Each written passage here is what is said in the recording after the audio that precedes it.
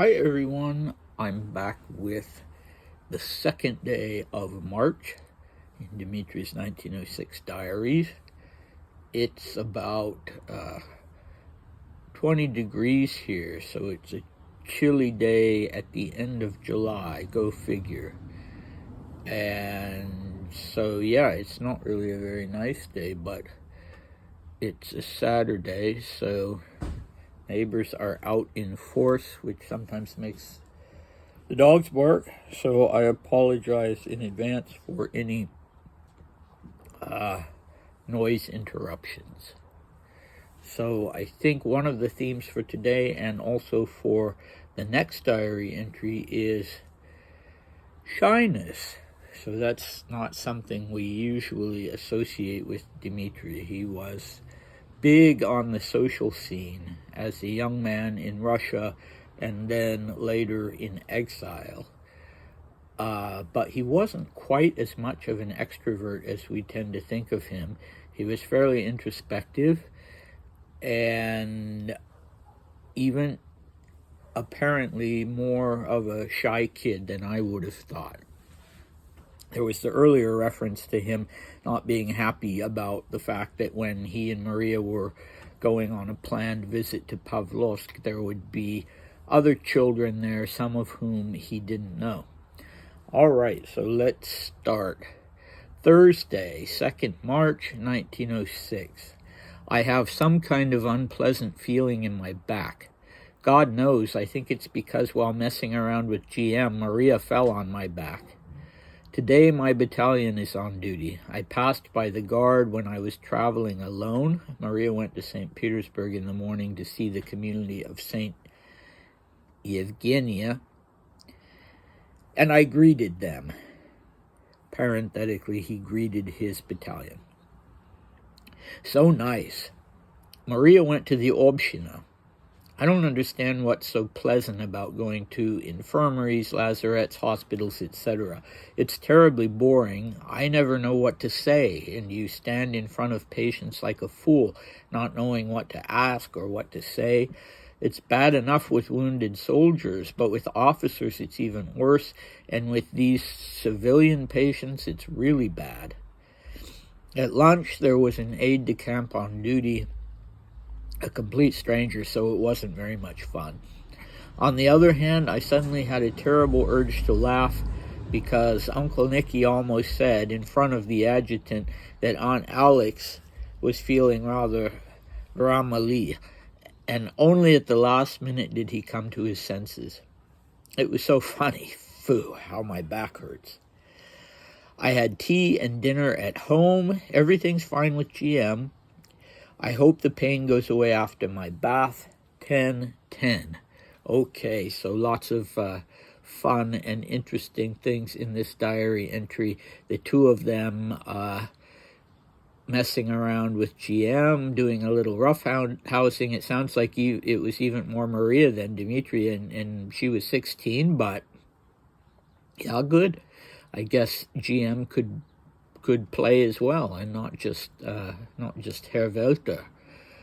So, but poor Dmitri got the worst of it, since his sister landed on him, apparently, and hurt his back. All right, so the community of St.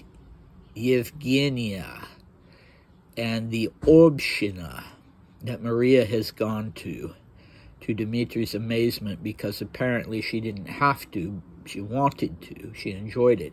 So Obshina is a difficult word in Russian because it has several different meanings. It would be sort of like just saying she's gone to the society in English.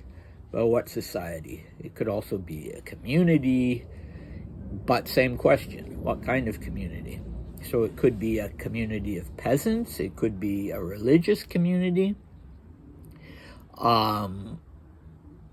So she went, I don't know if the community of St.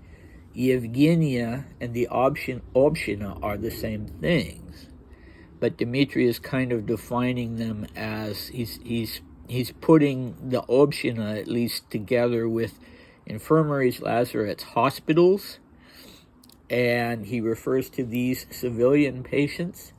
So my guess is that the Obshina is a medical establishment probably organized by the community in Tsarskoye Selo.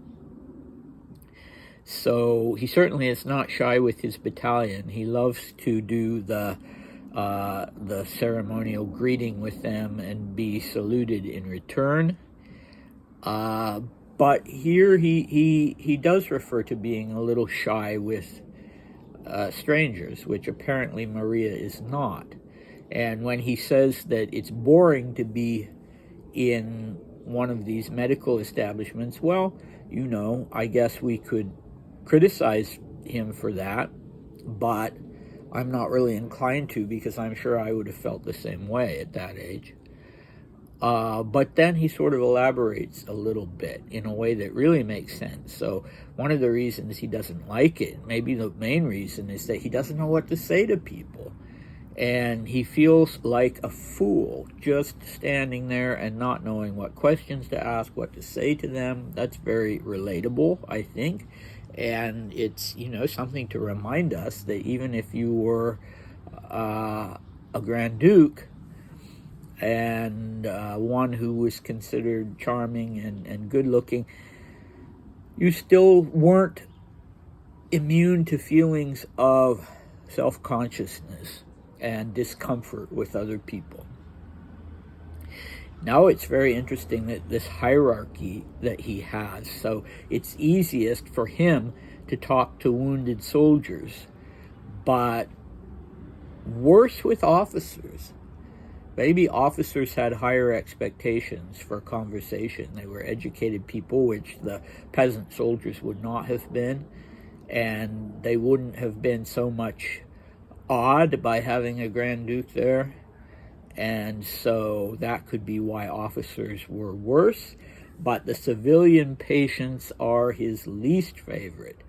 So at least when he was talking to soldiers or officers, he had a kind of common ground, not because he was not because he had done any kind of real military activity, but because he was steeped in that culture. But with civilians, he really doesn't know what to say. All right, and this is sort of another example of it with the aide-de-camp or the Flügeladjutant on duty at the palace that day, at the Alexander Palace. Again, it puts a damper on things because he's a stranger. Nicholas undoubtedly knew him, but Dmitri didn't know him, and so he's not maybe being as lively as he usually was, although he does almost have one of these laughing fits that he seems to be getting under control. He hasn't had one for a while, and in this instance he doesn't give way to it. He manages to restrain himself. So he wanted to have a laughing fit because Nicholas, my guess is that Alexandra wasn't there. Dmitri doesn't mention her as having been there. And maybe Nicholas told the Flügeladjutant that, or was going to tell the Flügeladjutant that she wasn't there because she was feeling rather Ramali. So any of you who have read the letters of Nicholas and Alexandra or Romanov diary entries know that this is a word that was used within the family. It's a French word, and I would translate it just as, muddle-headed, maybe not very energetic. But it would have been inappropriate for him to have described his wife that way in front of a non-family member.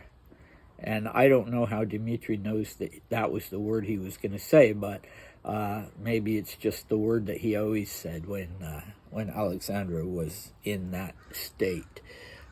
So let's see.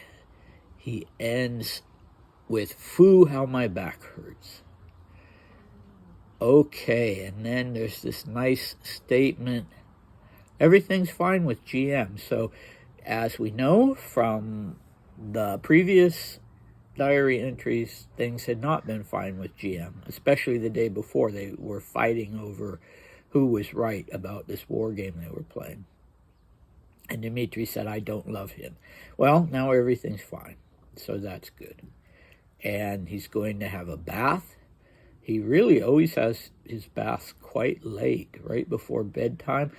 And so the last time he had a bath, I mentioned that he didn't seem to have a bath very often.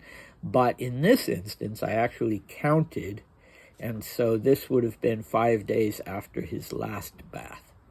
So I think by the standards of the early 20th century, that was probably quite normal, or even a little better than normal.